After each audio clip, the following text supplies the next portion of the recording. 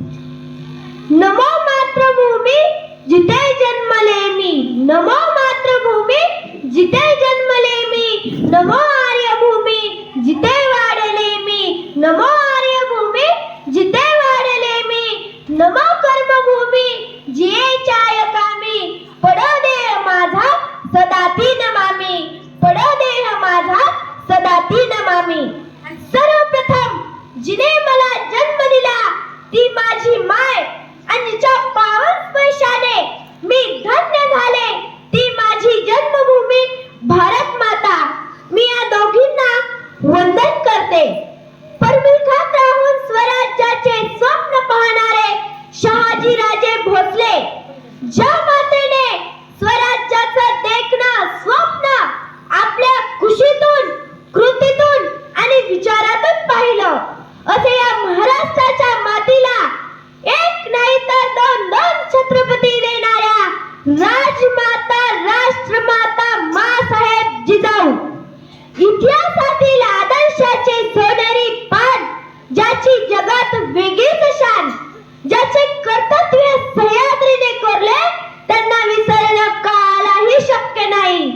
ते जाणते राजे छत्रपती शिवाजी महाराज. आज काय बदललं आहे? किल्ल्यांऐवजी इमारती उभ्या आहेत, युद्धाऐवजी स्पर्धा आहेत, पण स्वाभिमानाची गरज मात्र तशीच आहे.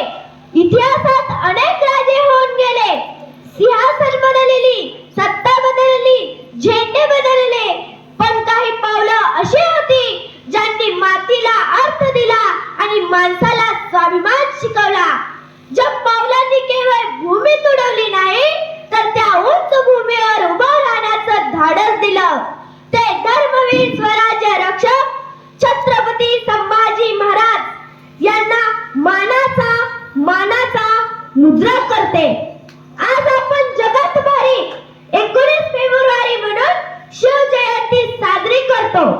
या महाराष्ट्राचे काही दुर्दैव की छत्रपती शिवरायांचे निधन झाले आणि त्यांच्या निधनानंतर महाराजांची समाधी रायगड किल्ल्यावर झाडा झुडपांच्या आत लपून पडलेली होती. त्या समाधीचा शोध महाराष्ट्रातील एक महात्मा रायगड किल्ल्यावर जाऊन घेतो, त्या समाधीची पूजा करतो आणि रायगड किल्ल्यावरून परतल्यानंतर पुणे शहरात पहिली शिवजयंती साजरी करतो. ते शिवजयंतीचे जनक महात्मा ज्योतिबा फुले, जिच्यामुळे मी इथे बोलू शकते.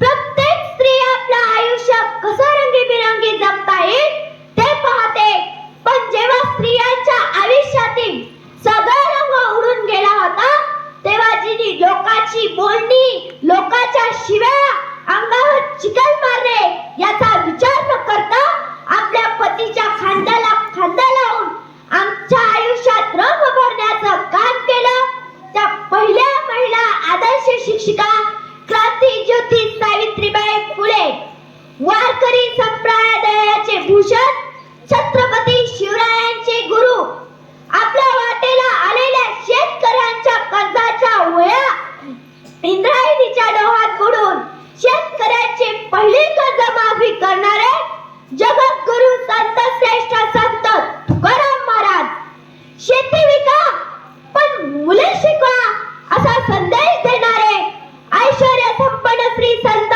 भगवान बाबा, आरक्षणाचे जनक शाहू महाराज. पूर्वीचा राजा राणीच्या पोटातून जन्माला येत होता, पण आजचा राजा हा मतदारांनी केलेल्या मतदानाच्या पेटीतून जन्माला येतो. छत्रपती शिवरायांचा आदर्श डोळ्यासमोर ठेवून संविधान लिहिणारे संविधानाचे शिल्पकार विश्वरत्न डॉक्टर बाबासाहेब आंबेडकर.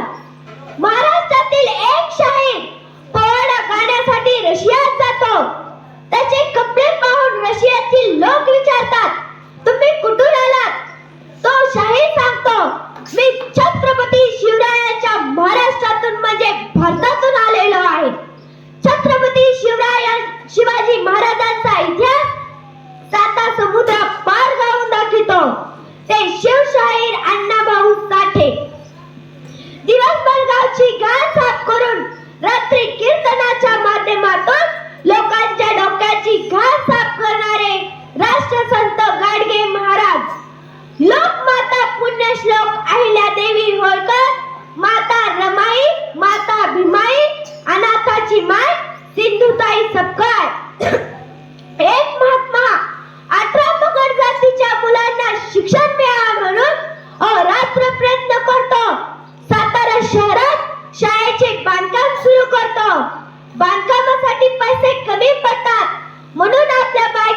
मंगळसूत्र घेऊन कर्ज घेण्यासाठी सावकाराकडे जातो.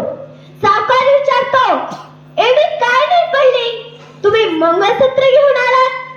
तो महात्मा सांगतो, मी गरीब मुलांसाठी शाळेचे बांधकाम सुरू केले आहे, त्याच्यासाठी पैसे कमी पडतात. तो सावकार विचारतो, तुम्ही कोणाच्या नावाने शाळा बांधता? तो महात्मा सांगतो, मी छत्रपती शिवाजी महाराजांच्या नावाने शाळा बांधतो.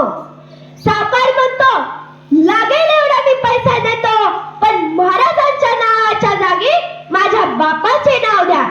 तो महात्मा कडाने म्हणतो आणि त्या सावकारास म्हणतो, मी एक वेळेस माझ्या बापाचे नाव बदलेल, पण मी माझ्या महाराजांच्या नावाला धक्का सुद्धा लागू देणार नाही. ते कर्मवीर भाऊराव पाटील. छत्रपती शिवरायांच्या गनिमी काव्याने या देशाला अनुभव प्राप्त करून देणारे missile man APJ Abdul Kalam. 23-24 वर्षाचे काही तरुण कुणाच्या आरोपात न्यायाधीशासमोर उभे होते. न्यायाधीशांनी त्यांना प्रश्न विचारला, सांगा सांगा तुमच्या सहकार्याचे नावे सांगा. त्या तरुणांनी उत्तर दिले, इस कदर वाकिफ है, इस कदर वाकिफ है कलम मेरी जज्बातों से, मैं अगर इश्क भी लिखूं तो इनकलाब लिख देती है, मैं अगर इश्क भी लिखूं तो इनकलाब लिख देती है. आणि इनकलाब जिंदाबादचा नारा देऊ लागले. न्यायाधीशांना राग आला. त्यांना फाशीची शिक्षा देण्यात आली. फाशी देण्यासाठी त्यांना घेऊन जाताना ते हसत हसत जात होते. इंग्रज अधिकाऱ्यांनी विचारले, कोणाचा आदर्श, कोणाची प्रेरणा, हे कसं काय शक्य? त्या तरुणांनी उत्तर दिले, छत्रपती शिवाजी महाराजांचा आदर्श डोळ्यासमोर असताना कोणाच्या आदर्शाची गरज काय आहे? जिस चोले को पहन शिवाजी खेले अपनी जान पे, जिस चोले को पहन शिवाजी खेले अपनी जान पे, उस चोले को पहन के निकला हम मस्तानों का टोला, उस चोले को पहन के निकला हम मस्तानों का टोला. असे म्हणत हसत हसत फासावर जाणारे शहीद भगतसिंग, सुखदेव, राजगुरू. छत्रपती शिवाजी महाराजांनी स्वराज्य निर्माण केले. ते फक्त राजवाड्यात बसून नाही, तर शेतकऱ्यांच्या कष्टावर आणि मावळ्यांच्या शौर्यावर सीमेवर उभा राहून देशाचे रक्षण करणारे सैनिक आणि शेतात राबून कष्ट करून देशाचं पोट भागविणारे शेतकरी आणि शेतात राबून कष्ट करून देशाचं पोट भागविणारे शेतकरी. तसेच तुमचा आणि माझा आयुष्य सुगंधित व्हावा म्हणून स्वतःचे आयुष्य चंद्रासारखे झिजवले.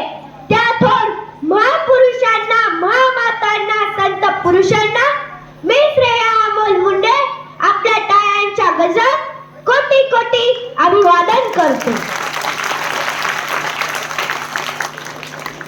आजच्या कार्यक्रमाचे अध्यक्ष, प्रमुख पाहुणे, उपस्थित मान्यवर, शाळेचे प्रिन्सिपल हंडगे सर, आमचे क्लास टीचर जाधव सर, ग्रामीण भागातील विद्यार्थी, शहरी स्पर्धेत कायम निकाय म्हणून आम्हाला तळमळीने शिकवणारे सर्व शिक्षक वृंद आणि माझ्या समोर बसलेल्या मित्र आणि मैत्रिणींनो, ज्या भूमीत छत्रपती शिवाजी महाराजांनी स्वराज्याचा अर्थ शिकवला आणि ज्या देशात डॉक्टर बाबासाहेब आंबेडकरांनी संविधानातून माणसाला माणूस म्हणून उभा केला, त्या देशात आपण प्रजासत्ताक दिन साजरी करत आहोत. प्रजासत्ताक दिनाच्या सर्वांना खूप खूप शुभेच्छा. सूर्य कधी कोणाच्या तळहाताने झाकत नाही. अरे सूर्य कधी कोणाच्या तळहाताने झाकत नाही. आणि मी खरं बोलते, मला अडवायची कोणाची ताकद नाही. आणि मी खरं बोलते, मला अडवायची कोणाची ताकद नाही. आणि ताकद मला भारतीय संविधानाने दिली आहे. मी संविधानाची पाईक आहे याचा मला अभिमान आहे. डॉक्टर बाबासाहेब आंबेडकरांनी या देशाला संविधान दिले आणि त्याच्या दुसऱ्या दिवशी एक भाषण केले होते. प्रसिद्ध आहे. त्या भाषणात त्यांनी संविधानाचा दुरुपयोग कसा भविष्यात केला जाऊ शकतो हे अगोदरच सांगितले होते. त्यांनी व्यक्तिपूजेला विरोध करायला पाहिजे. व्यक्तिपूजा करू नका म्हणजे एखाद्या नेत्याला, आमदाराला, खासदाराला आपलं सर्वस्व मानू नका. नेता आपल्यामुळे आहे, आपण त्याच्यामुळे नाही. नेता आपल्यामुळे आहे, आपण त्याच्यामुळे नाही. आणि ज्या दिवशी आपण एखाद्या नेत्याला सर्वस्व मानू त्या दिवशी लोकशाही धोक्यात आहे असं समजावं. आणि आज परिस्थिती तशीच झाली आहे.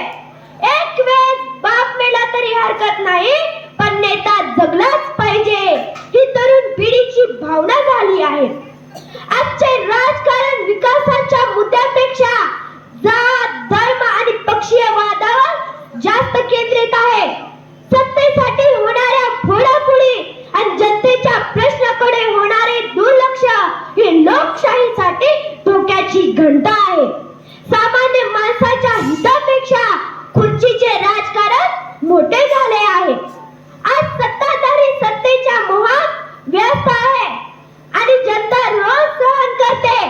अन्याय, अत्याचार रोज होत आहेत. लहान लेकरांवर अत्याचार होत आहेत आणि लोक मात्र मुख घेऊन गप्प बसले आहेत.